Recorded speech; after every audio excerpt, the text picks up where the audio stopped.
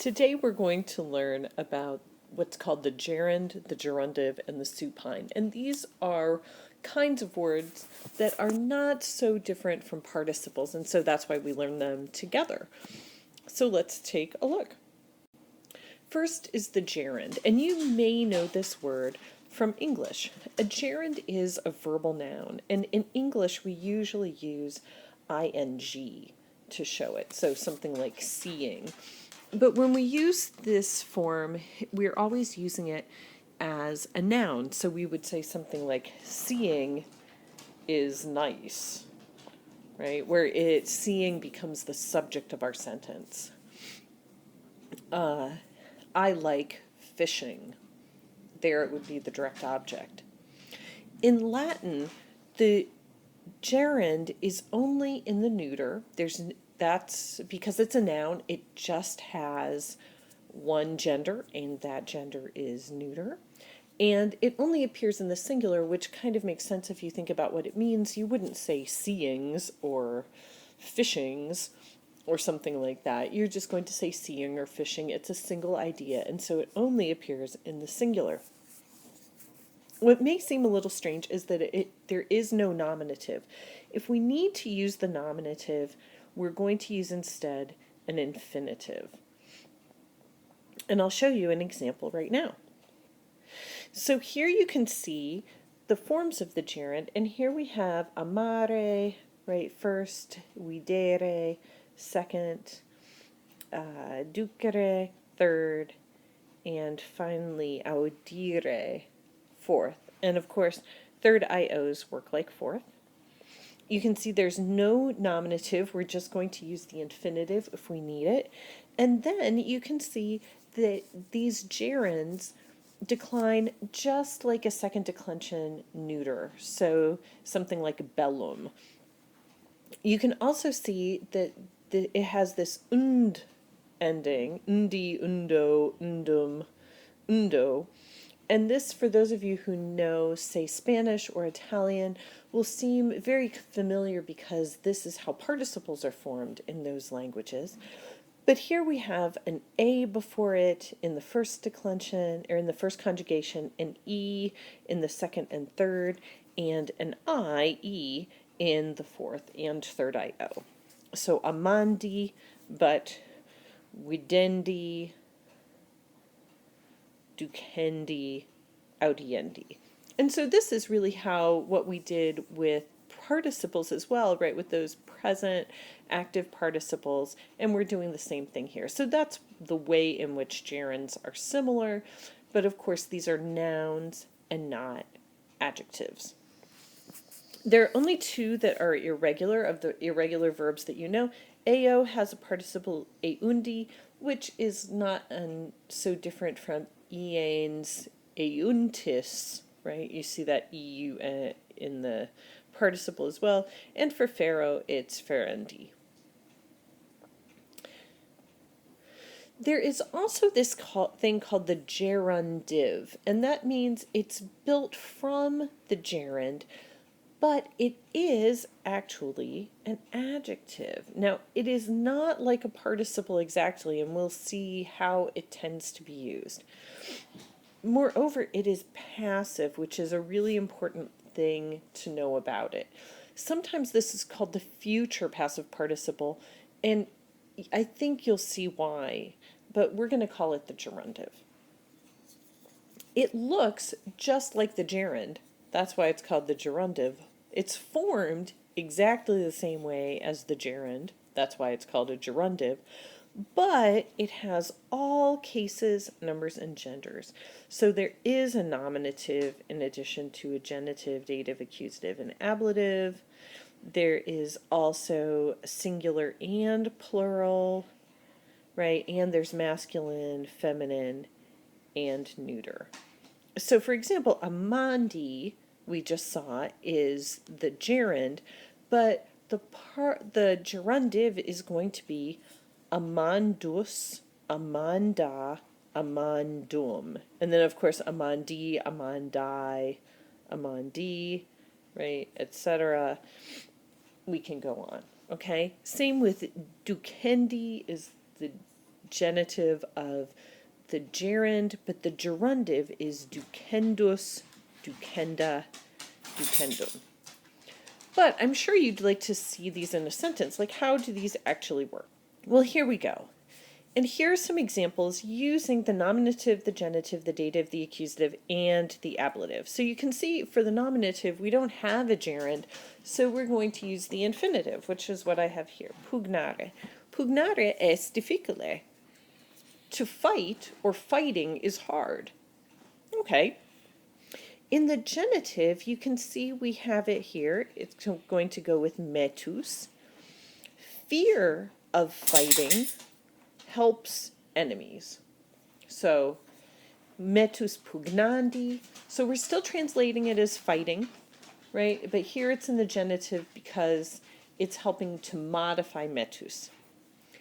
In the dative, we could have it here. I don't know if you remember this little phrase, operam dat, to pay attention. But we could say, pugnando operam dat. He pays attention to fighting, right? So that's a case where you have the dative to fighting, and fighting is the thing he's paying attention to, pugnando operam dat. We're still translating it as fighting. And in the accusative, we could say, milites ad pugnandam grediuntur. The soldiers set out ad pugnandam, for fighting, in order to fight, for the purpose of fighting, is the idea. So this is a really common use of the accusative of the gerund, and with ad to show intention or purpose. And here you can see, right, but we're still translating it fighting. The soldiers set out for fighting. And likewise, in the ablative, it's still going to mean fighting. Romani pugnando hoste superant. The Romans overcome their enemies by means of fighting, by fighting. So here, in a gerund, it just means ing, right? Here, in all these examples, fighting. And fighting is an idea, a concept, so it is a noun. And it is treated just like any other noun, and you can see exactly how it works, right? Fighting is hard. Fear of fighting helps the enemy. He pays attention to fighting. Soldiers set out for fighting. The Romans overcome enemies by fighting. It's just a noun. The thing about gerunds, though, like participles, is that because they're formed from verbs, they can do things like take a direct object or have a prepositional phrase associated with them or something like that. And so the sentences can be more complicated. And so these are the same sentences we saw before, but I've inserted the word bella as a direct object of the gerund. You can see Bella is in blue. You can also see that it comes right before the gerund, or in the nominative in front of the infinitive. Remember, this is the normal position for a direct object, and so that's where we're going to see it. Okay, so Bella pugnare est difficile. It is hard to fight wars. Metus bella pugnandi hostes juvat. Fear of fighting wars helps the enemy. Bella pugnando operam dat. He pays attention to fighting wars. Milites ad bella pugnandam grediuntur. The soldiers set out for fighting wars, in order to fight wars. Romani superant hostes bella pugnando, or Romani bella pugnando hostes superant. The Romans overcome their enemies by fighting wars. You can see there's no difference really in these sentences from the ones before, except that I've added in this direct object for our gerund. And I hope you can see how that works with the direct object right before it. But even though gerunds can do this, gerunds don't usually like to take a direct object. The Romans didn't think this was a very elegant kind of construction. And so when they needed to do this, when they needed to express an idea like this, fighting wars, they're much more likely to use the gerundive.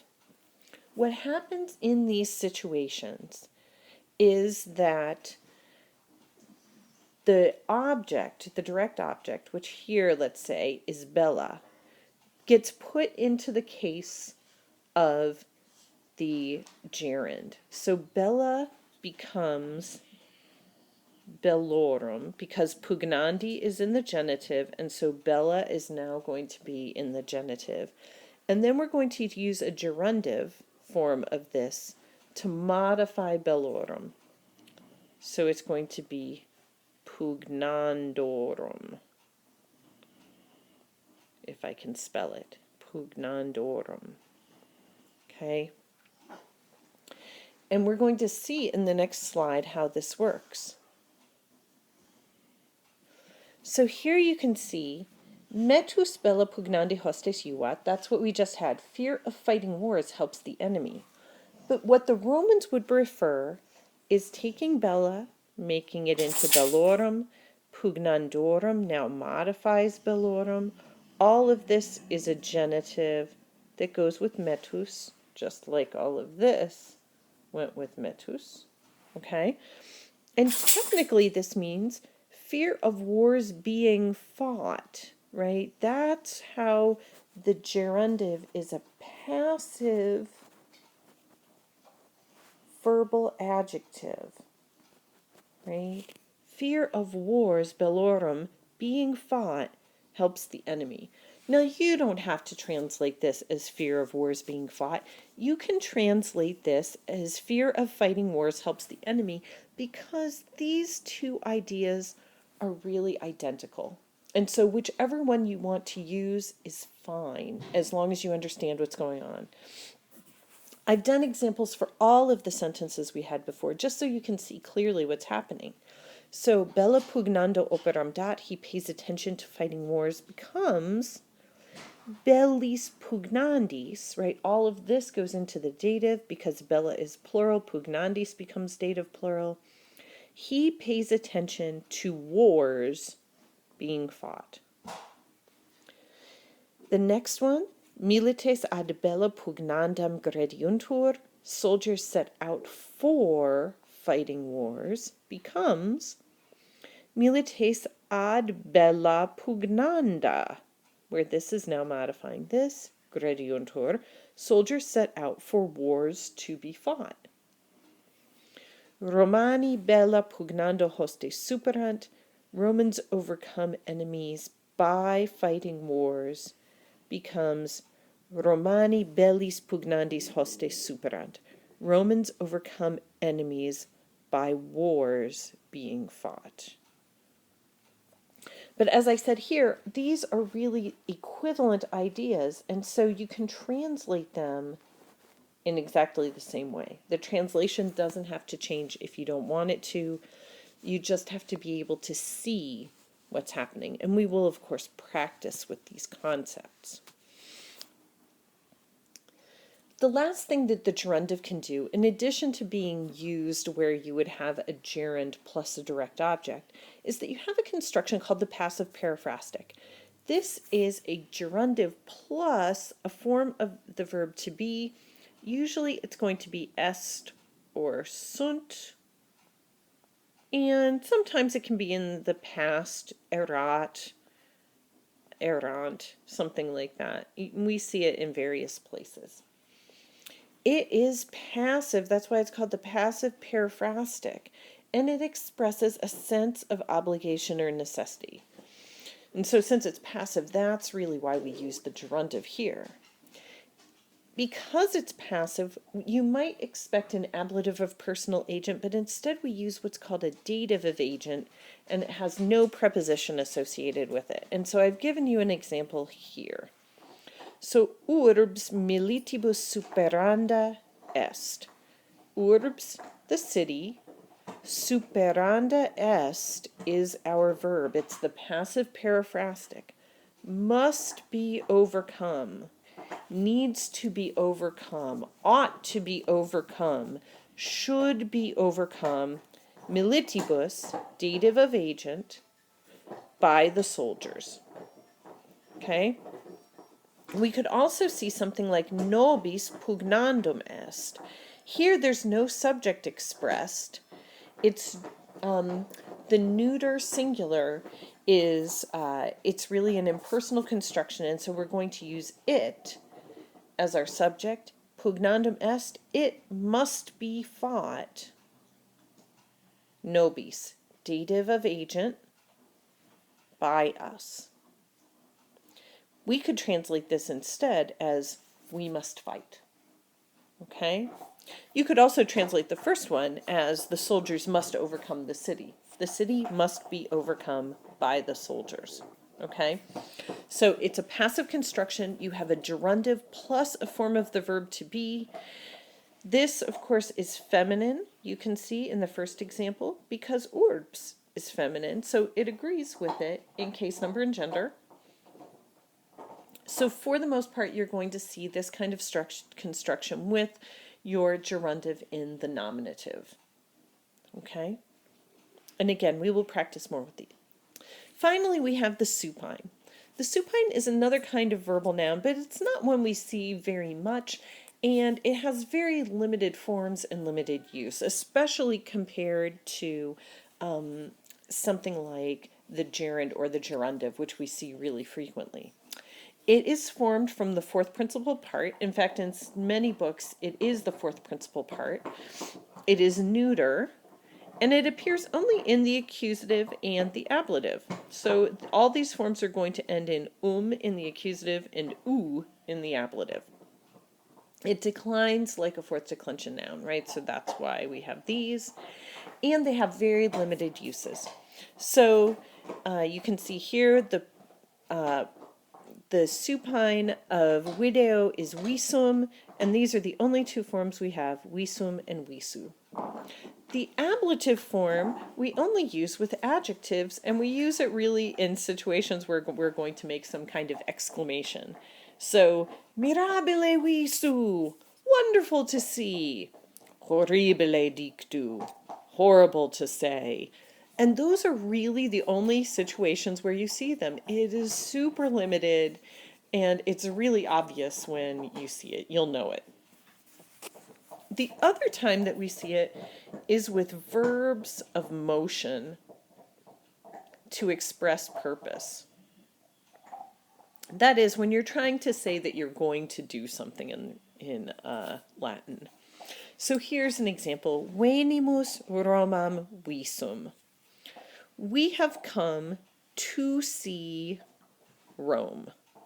Okay, this is the direct object of visum. So because it's verbal, it can take a direct object. For example, we have come visum to see Rome. Or you could say, Eo, I am going lectum, to read, right? Something like that. So it is, we have come for the purpose of seeing Rome. That's why we made this trip, right? And that's it. Those are the only two occasions where you'll see the supine. So summing up, gerunds are verbal nouns. They have no nominative. They have no plural. They are only in the neuter. And they end in undi, undo, undum, and undo. And that's how we're going to use them. We're going to translate them just like an ing word, where they can be used as a noun. Gerundives are passive adjectives. If you want to think of them as future, that works.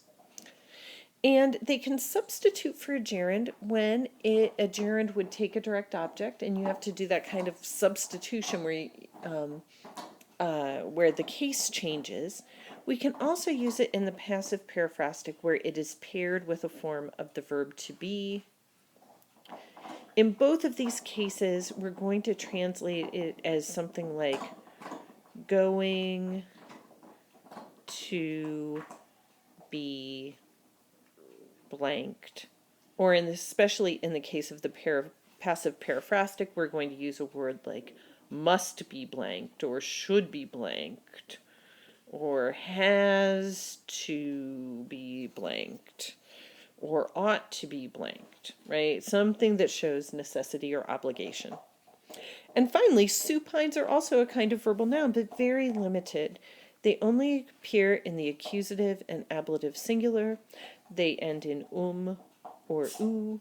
They are identical to the fourth principal part, and they have very, very specific uses, right? With an adjective to express an exclamation, or with an accusative and a verb of motion to show some kind of intention where you're going to go do something. And that's it. So I know this is a lot of information, but send me 3 questions, or up to 3 questions, and we can go over those in class. And we will spend some time, obviously, in the next few days practicing with these concepts.